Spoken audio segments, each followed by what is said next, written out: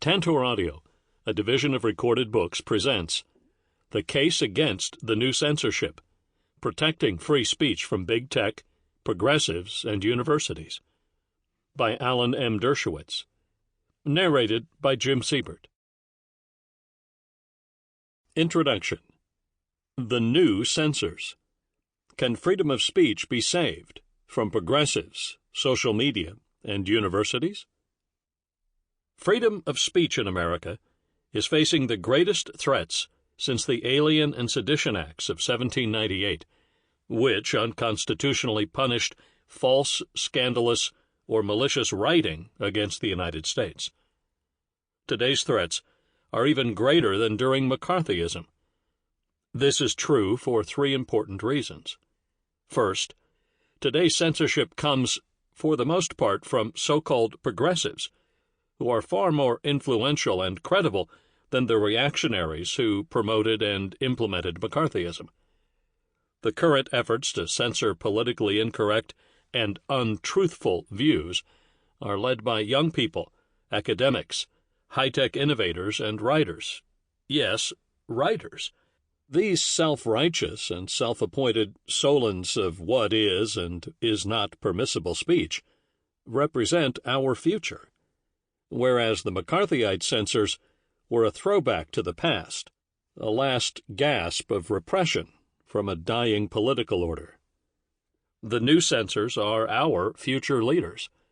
They are quickly gaining influence over the social media, the newsrooms of print and TV, the academy, and other institutions that control the flow of information that impacts all aspects of American political life.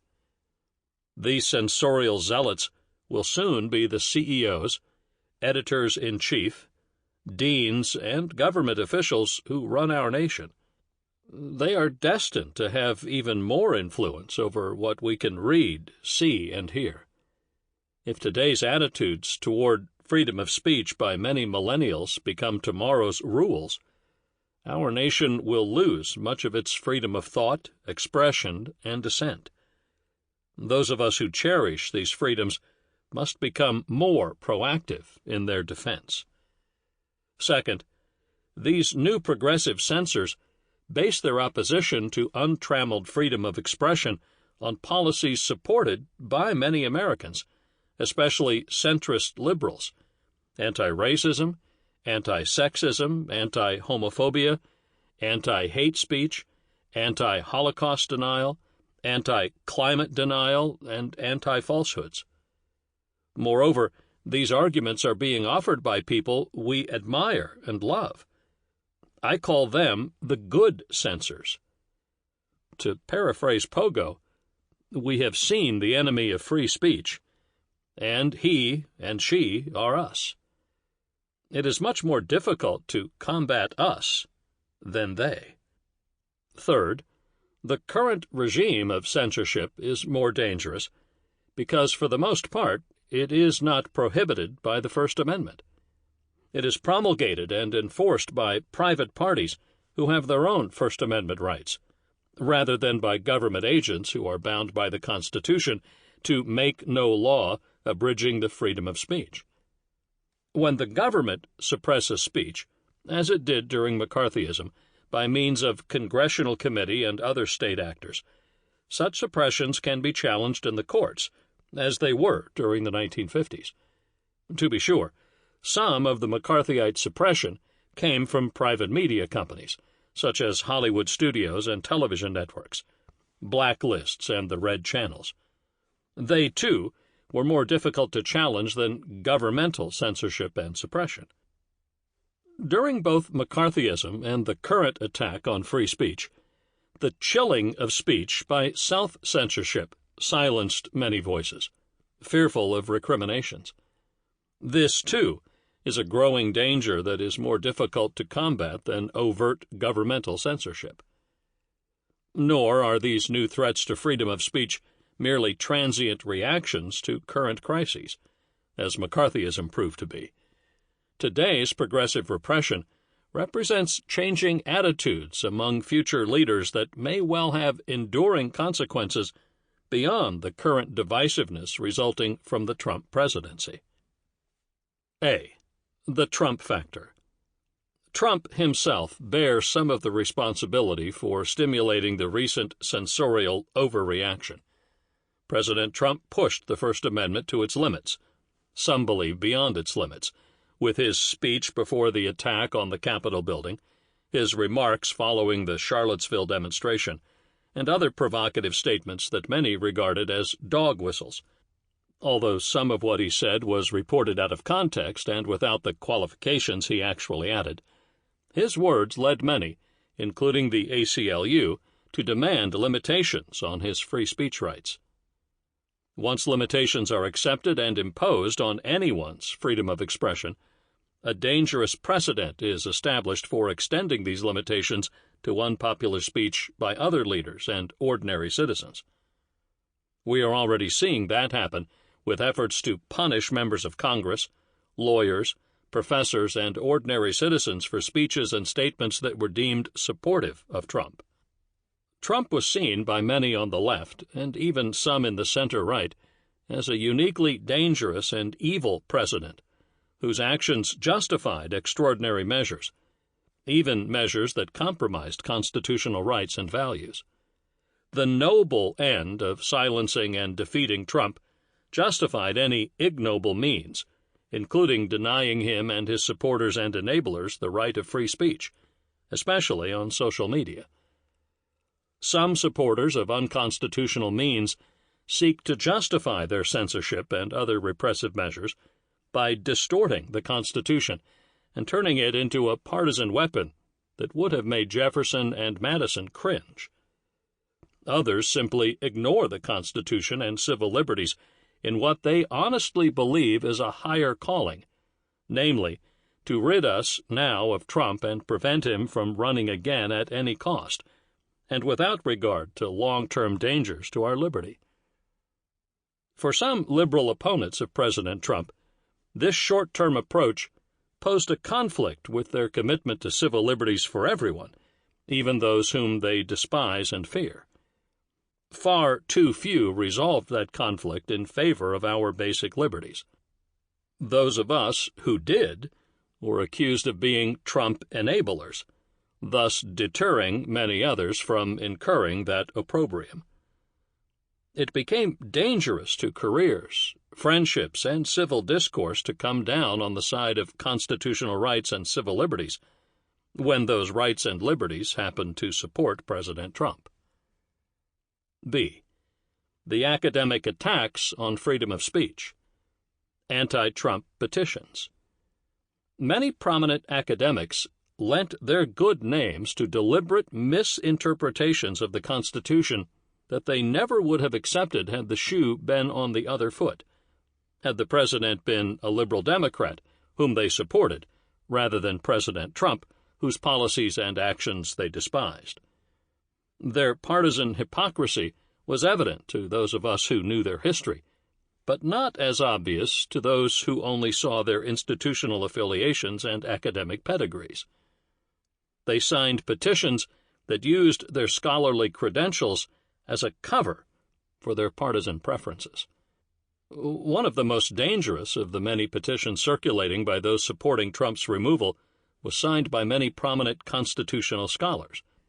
On the eve of former President Trump's second impeachment trial in the Senate, a group of 144 constitutional scholars issued a threatening public letter to his lawyers, demanding, in effect, that they not make arguments to the Senate regarding the First Amendment.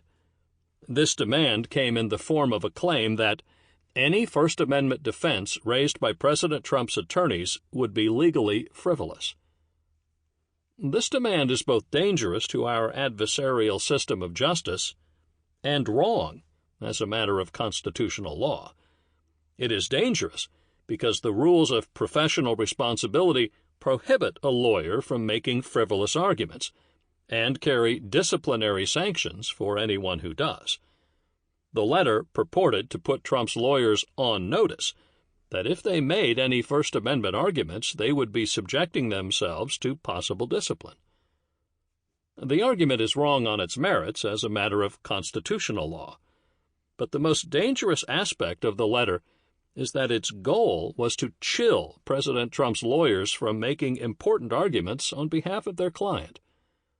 The letter could easily have said that any First Amendment argument would be wrong, but the letter went further and suggested that any argument is prohibited by the Code of Professional Responsibility and may result in disciplinary sanctions against any lawyer who makes a frivolous argument. As a teacher of legal ethics for more than a quarter of a century at Harvard Law School, I know that these 144 experts are wrong. Arguments to the Senate based on the First Amendment are not frivolous. They should be and were offered vigorously and responsibly without fear of ethical consequences. What is of questionable ethics is for the scholars to try to frighten lawyers away from making plausible arguments by threatening that they might face disciplinary consequences for doing so. I offered to support any lawyer who made responsible First Amendment arguments to the Senate and is disciplined as a consequence. As a constitutional lawyer who has litigated some of the most important First Amendment cases in the last half-century, including the Pentagon Papers, I Am Curious Yellow, Hair, the Chicago 7, Frank Snepp, Harry Reams, and WikiLeaks, I am relatively confident that the current Supreme Court would find President Trump's ill-advised and justly condemnable speech to be fully protected under the Brandenburg Principle, which distinguishes between advocacy and incitement to violence. President Trump's words were provocative, but they included a plea for his listeners to protest peacefully and patriotically. Compared to the speech made by Clarence Brandenburg, a neo-Nazi Klansman surrounded by armed men with crosses, President Trump's speech was pabulum. It was typical of rousing speeches made by radicals, union leaders, suffragettes, and some Democratic politicians in our nation's capital and elsewhere. It was far less incendiary than the speeches made by anti-war activists during the Democratic National Convention of 1968, the Chicago 7. Not only would this Supreme Court conclude that the speech was protected advocacy, so would prior Supreme Courts during the golden age of the First Amendment, which extended from the early 1960s to the beginning of the 21st century. Justices Holmes, Brandeis, and Jackson would also have found this speech to be well within the protections of the First Amendment. The letter itself conceded that only some of the signers, not all, agree with its conclusion about the speech being outside the protections of Brandenburg. How then could it be frivolous for Trump's lawyers to offer such an argument? The argument that the First Amendment simply does not apply to impeachment cases flies in the face of the text, which prohibits Congress from making any law abridging the freedom of speech. The courts have interpreted this to include any state action, whether in the form of a formal law or any other consequential act. Once again, it would be one thing if the letter had merely said that this argument is wrong, but to say it is frivolous is dangerous and irresponsible. The letter also states that no reasonable scholar or jurist would make these First Amendment arguments. This sends a chilling message to current and prospective law teachers. If you want to be considered a reasonable scholar or jurist by your peers and hiring committees, don't you dare make these constitutional arguments in the court of public opinion. Well, I for one continued to make them, and I challenged the signatories to the letter to debate me about whether my arguments are reasonable or frivolous. None accepted. First Amendment issues should have been and were vigorously presented to the Senate without fear of being branded frivolous, and thus unethical or unreasonable, and thus disqualifying as a scholar or jurist. To try to intimidate lawyers from making them by declaring them frivolous and irresponsible is a form of prior censorship, inconsistent with the spirit of our constitutional system. Another outrageous petition was by hundreds of authors, journalists, editors, publishers, agents, and others in the media, demanding that no one who participated in the administration of Donald Trump should have their philosophies published and given the imprimatur of respectability. They say that they believe in the power of words, and that is why they seek to deny that power to the monsters among us, and will do whatever is in our power to stop enriching these monsters. A word that speaks volumes about the growing intolerance toward differing political views, by publishing their books and other writings. Similar petitions are being circulated by students, faculty, lawyers, and others who claim the mantle of being progressives and do-gooders.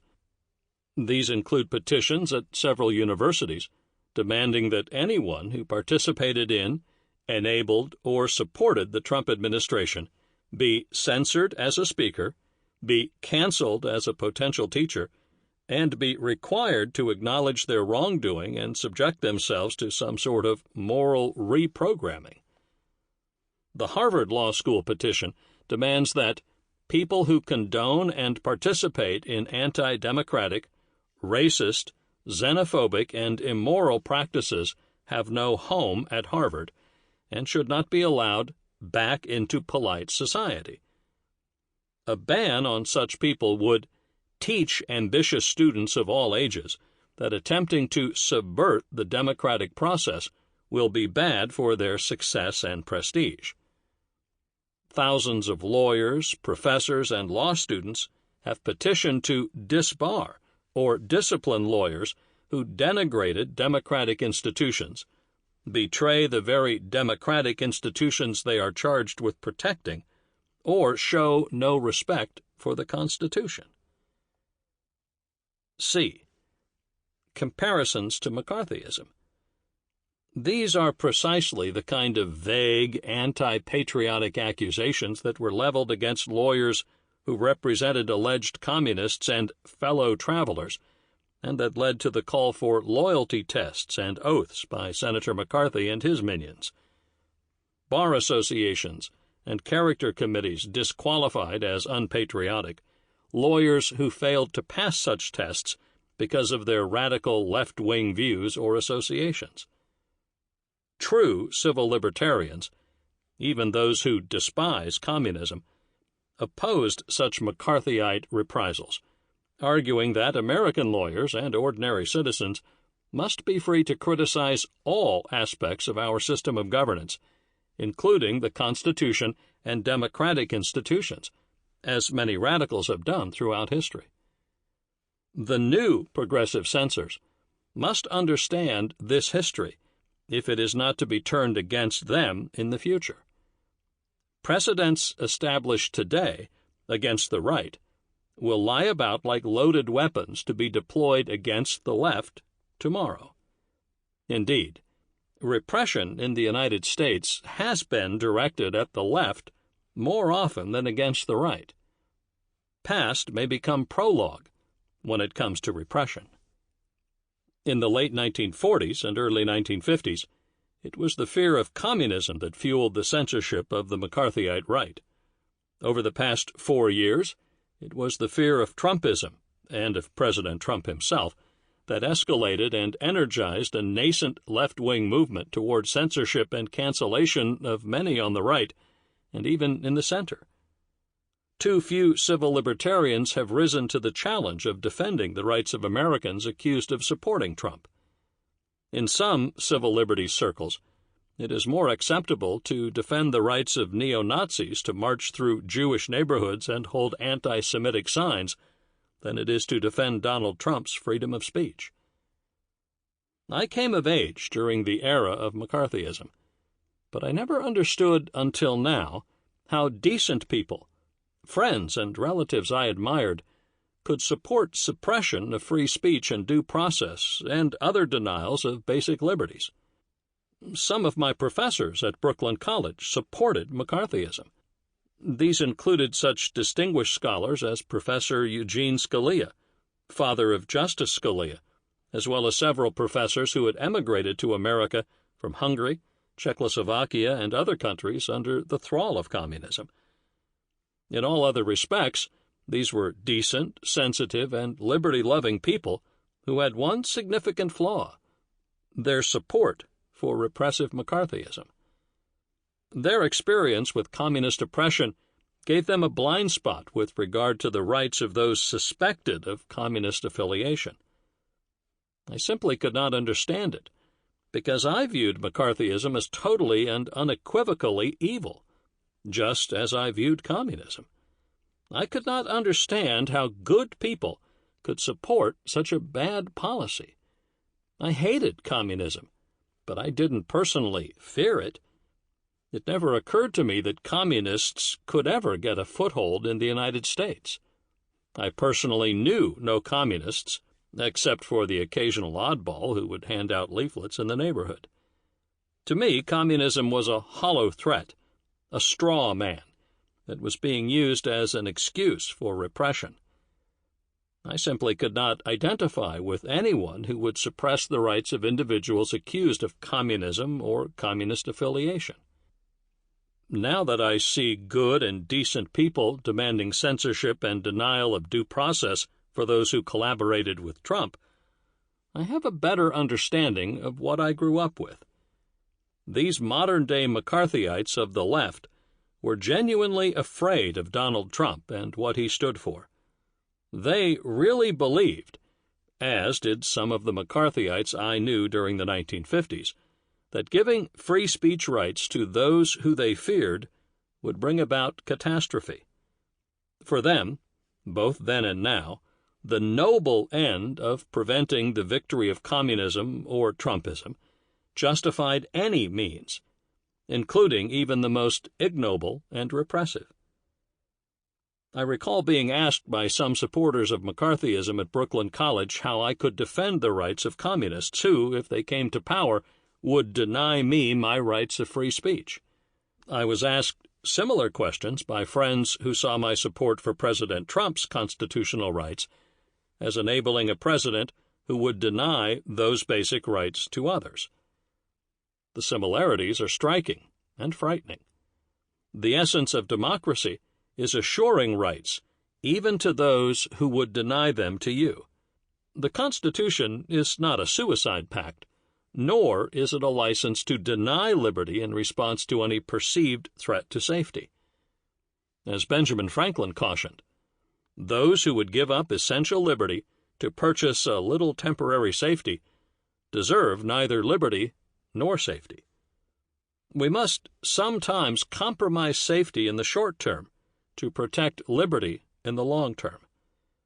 In extreme situations, we may even have to compromise some liberties in order to protect ourselves. But freedom of speech, freedom to criticize governments and other institutions, should never be among them.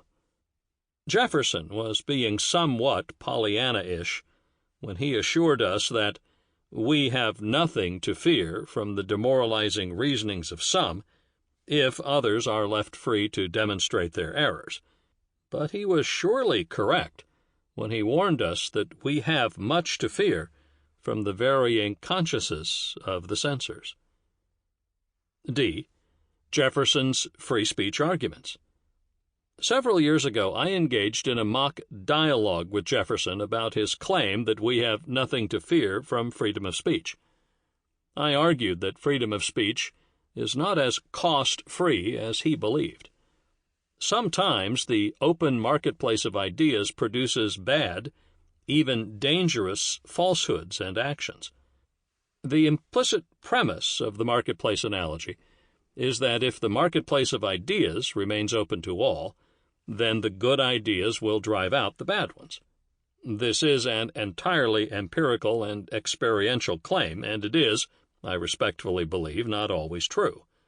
The argument presupposes that if all ideas are allowed to be expressed, the marketplace will see to it that good ideas drive out the bad.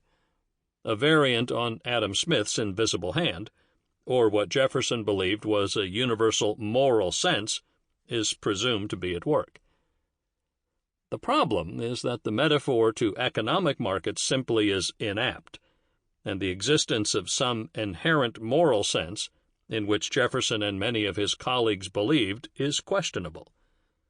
I think the comedian Rita Rudner came closer to the truth when she said that human nature is largely something that has to be overcome. History has repeatedly proved that bad ideas sometimes drive out good ones, and that the marketplace of ideas is at best highly inefficient. Winston Churchill observed, based on his experiences, that a lie gets halfway around the world before the truth has a chance to get its pants on. This observation is even truer today than when it was made years ago because technology is quicker, and fascinating lies are often more interesting to the media than boring truths. Twitter and other platforms host thousands of lies, defamations, and crackpot rants every hour, and truthful responses are drowned out by the flood of falsehoods. Jefferson seemed to acknowledge that the marketplace can produce false beliefs when he observed later in his life that the man who never looks into a newspaper is better informed than he who reads them. Today, people who don't watch certain TV channels and don't read certain websites are better informed than those who do. The truth is a powerful weapon, but so is the lie, and the honest truth does not always win out over the clever lie. Even if the marketplace were an apt analogy, in most markets the golden rule prevails. He who has the gold rules. Speech is not free in a market-driven economy. It can be quite expensive. Thus, the new censors argue, quite persuasively, that freedom of speech can be a weapon to be bought by the rich against the poor, or by the privileged against the underprivileged. This observation, while largely true, is not a good argument for censorship, which can also be weaponized by the powerful against the powerless. Making speech more accessible to all, as the Internet does, at least to some degree, is a far better response to the golden rule. But it, too, comes with heavy costs. E. The costs of liberty. Jefferson's argument is part of a generally flawed approach to civil liberties that prevails even today among some absolutists. The absolutist refuses to recognize that we must often make choices among evils.